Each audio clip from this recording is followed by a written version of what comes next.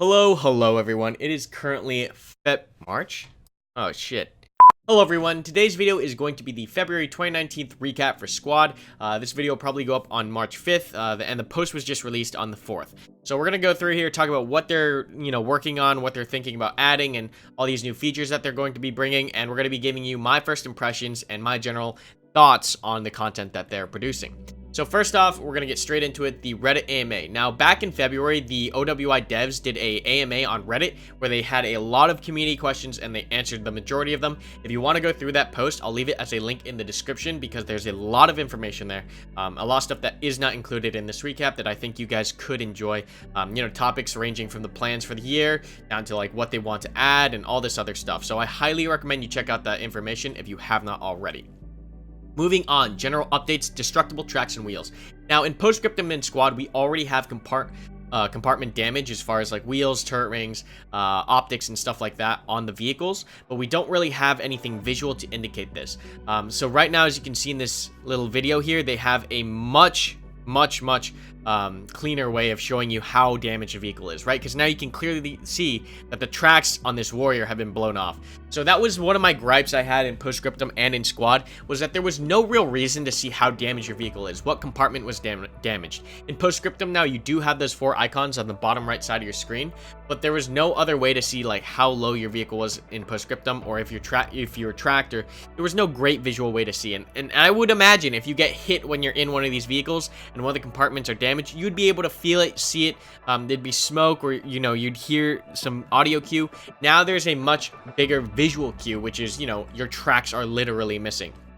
So I can't wait to have this in game. It's also going to be very immersive. Instead of just seeing a tank take a round and just come to a halt, you're going to see the tracks get blown off, right? So I'm all for that immersion, all for improving the graphical fidelity of the game and increasing the amount of immersion that players get. Animation improvements along the same lines as what we were just talking about. So now, it looks like that when you talk in game, your mouth actually moves, which is a pretty big step, I think. That's one of the things I think players notice the most when they're talking to each other in game, like when we're doing our brief and operations or anything like that, is that, no one's mouth actually moves. They're also adding hand signals, which is really good. An overhaul to the ragdoll system. Now, this is very important because for the past God knows how long, 7 alphas in Squad, they've had this ragdoll issue where the body just goes everywhere. It will float sometimes. It'll slide all over the place. They'll get stuck in walls and vibrate. So I'm hoping that they're doing exactly what Postscriptum did, which was redid their ragdoll system to where the velocity of the round that killed you, or whatever it is that killed you, that physics, will continue through your body. So like your head will snap to the ground or your body will get knocked down. I know, just make things a lot more realistic and immersive. But definitely good to see that they're taking this from Postscriptum. I think that if Squad and Postscriptum worked a little bit closer together and were, a little bit in tune with their releases, we'd have 2 amazing games. But of course, they're independent studios working off of, each other's code. So hopefully things from one game will come to the other eventually. So I'm glad to see that some of it is. Visual hand signals for squad leader and fireteam orders. So when you put down a marker in game, your squad leader will actually have a hand signal. I don't know how I feel about this. I guess it's kind of cool. I saw a leak from V13 where they were showing off the hand orders, and the animations just looked a little clunky, and I don't know how I feel about this yet. Just because, like, if you fire when you're dropping the order, is it gonna like glitch out the animation? I'd have to see this in game and play with this before I make any further comment. Hand actions when SLs are now talking, or hand actions when SLs are not talking. I don't know what this actually means. Hand actions? Do they talk with their hands when they're on the command net? I don't know what this means. Hand actions when SLs are talking over command VoIP. Very interesting. I would have to see a video of this because I can't wrap my head around what this might mean. Head turning for vehicle passengers. This is great. Moving mouths while talking over VoIP. That's what's demonstrated here. More immersive animations while operating open turret and in-place weapons.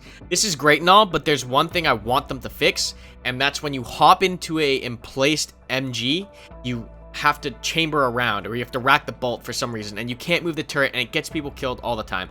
I would love to see this fixed. If they can fix that and make it so that, you don't have to rack the bolt or go through that animation every time you get in the gun, or at least you can move the turret around, while you're doing so, I would be very grateful, because I think that's like the #1 reason why Mat V gunners or, you know, HMG gunners get killed, is because the second they hop in the gun, they're incapacitated for a second trying to rack the bolt on the gun. So hopefully that's fixed with this addition.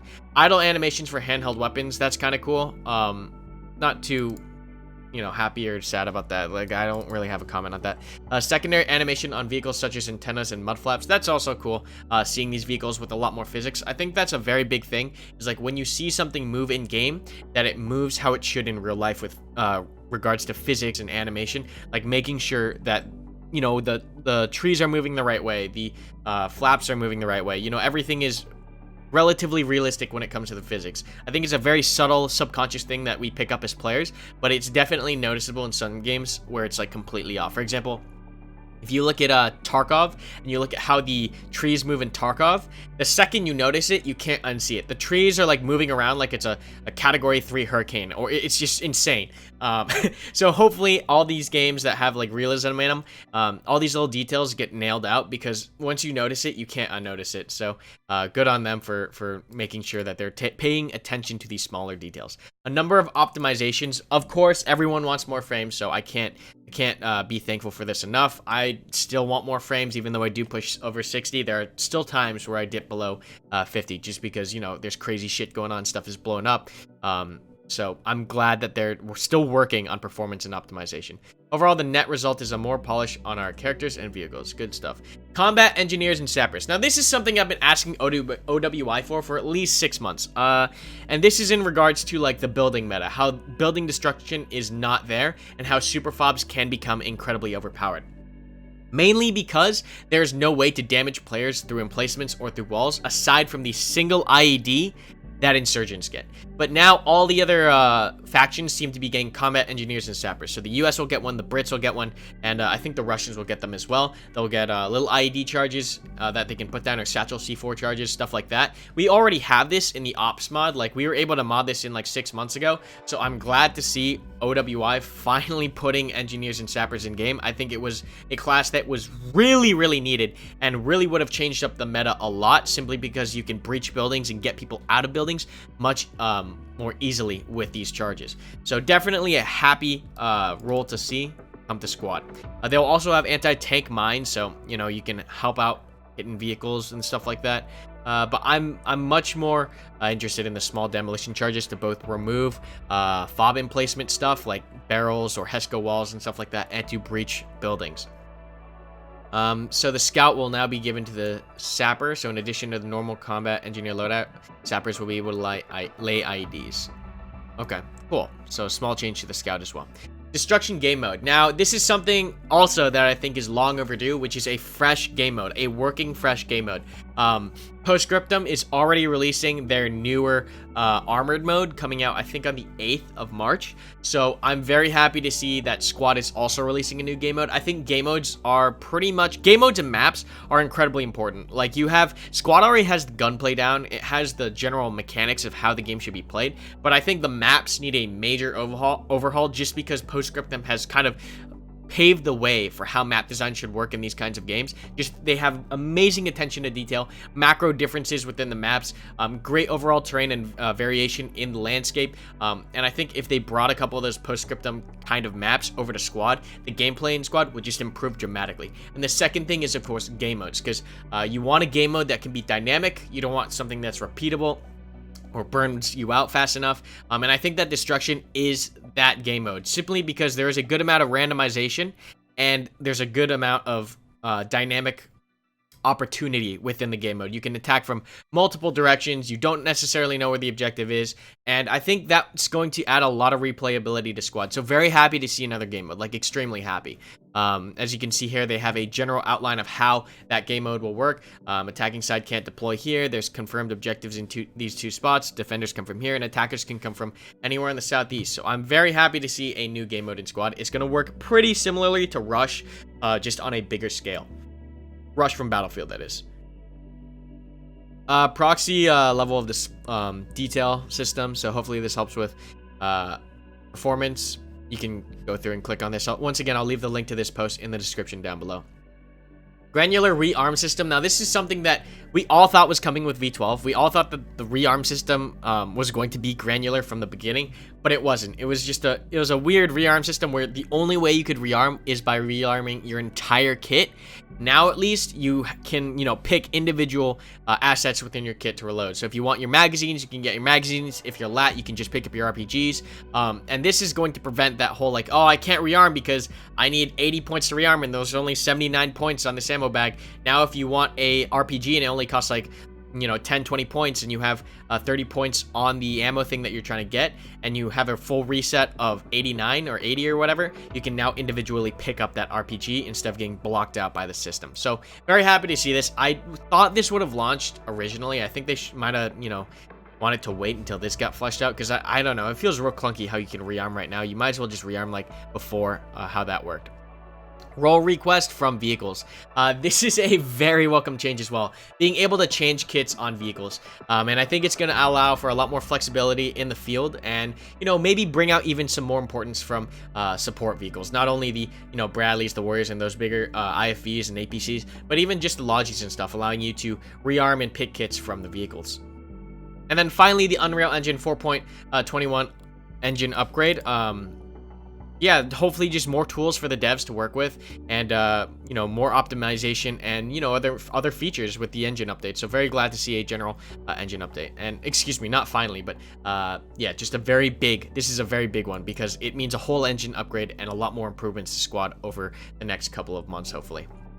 New vehicles, the T-62 main battle tank, probably going, militia and insurgent forces. These are to rival the M1 Abrams on the US side, and the T-72 on the Russian side. Of course, these are older model tanks, but it's glad to see some kind of main battle tank going to the militia and insurgents. And of course, I think it kind of fits, being an older, outdated tank going to the more unconventional forces. So it comes with a 115mm smoothbore cannon. It's got AP rounds, HE, and frag. And then it's got a really cool... the tank itself has a really cool feature where it ejects the round out of the back of the tank. So if you haven't seen that, I'll leave a link maybe to that recap in the description down below, where they show the GIF of, the T-62 ejecting the round. But really cool animation. I think that's going to be real fun to use. The BRDM-2 Spandrel. This has 5 Conkers missiles. So wire-guided AT scout truck right here. And this is going to be pretty big for the militia and insurgent forces. I would assume this is going to. I think it's also going to the Russians. Yes, it is. So a lot of AT capabilities here, probably to counter the fact that they are adding in the T-62. You just need more of that AT to deal with these MBTs.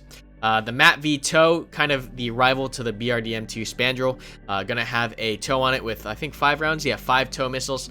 And yeah, it's gonna be real mobile. You have a lot of mobile heavy anti-tank now, so hopefully, like, a lot of these vehicles that are running rampant in squad are gonna be able to get countered easily with mobile anti-tank wire-guided systems. So for example, you can't just sit a tank far out in the distance now, because you can just run a Spandrel or a tow MAT-V out there and counter it real fast. So I'm glad to see these. I don't know exactly how I feel about the vehicle gameplay in Squad right now. Personally, I feel like Squad is more of an infantry-focused game, but they keep adding all these heavy anti-tank and heavy tank weapons.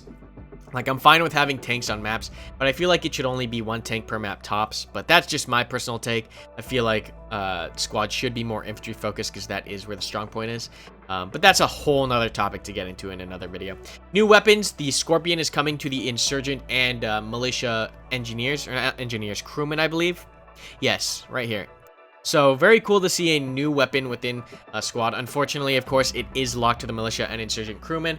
So hey, a cool thing for the crewmen. It's kind of like, I guess, the grease gun in Postscriptum, which was locked to the US crewmen, but now the grease gun is on the Sapper for the US. So hopefully we'll see maybe a Scorpion option for, I don't know, maybe the Sappers in squad or something like that for the insurgents. That would be cool to see this gun get used other than the crewmen, because the crewmen are going to be in the vehicles. You're not really going to see this in use too often, aside from emergency cases. M15 anti-tank mine for the combat engineers for the US. Just killing more vehicles.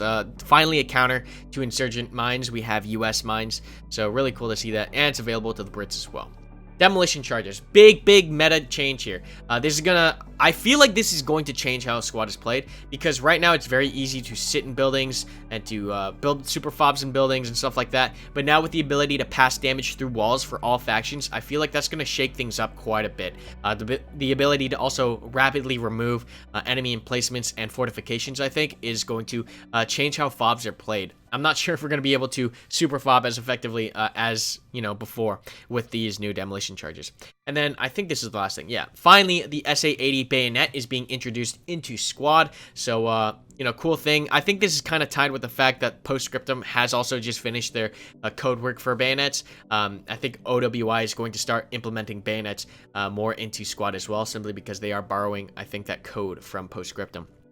So a lot of cool stuff here. You can see a lot of these things finally coming in, the anti-tank mines and demolition charges, finally a new game mode, a new tank for the insurgents and militia, finally a working granular rearm system, and then yeah, some overall performance pickups. So a lot of cool stuff here. Hopefully V13 is right around the corner. I'm not sure how long it's going to take. If you had to ask me, because you guys always ask, Karma, when is V13? When is the next update? If you had to ask me, my gut is going to say maybe within 1 to maybe 2 months. 1 to 2 months. I would say within 4 to 8 weeks, we're going to see an update. But, that's my guess. Take it for what it is. Yeah, I don't know. That's just, we haven't really seen too much as far as public playtests. So that's what I would say. V13 is coming out, but hopefully it comes out sooner than that. I'd love to be wrong and to have it just come out sooner. But yeah, that's pretty much everything for this recap. A lot of cool goodies that they've shown off. I hope you guys do enjoy. Once again, if you want to go through that AMA and this whole post by yourself, I'll leave a link to it in the description down below. Thank you so much for watching, and let me know down in the comments what your favorite feature here is and what you'd like to see in the future. Unfortunately, I was hoping for a helicopter teaser here, but there is none. So it looks like we're still playing with the helicopter mod for squad for now. Anyways, I really do hope you guys enjoyed today's video. Thank you so much for watching, and I'll see you all in the next one.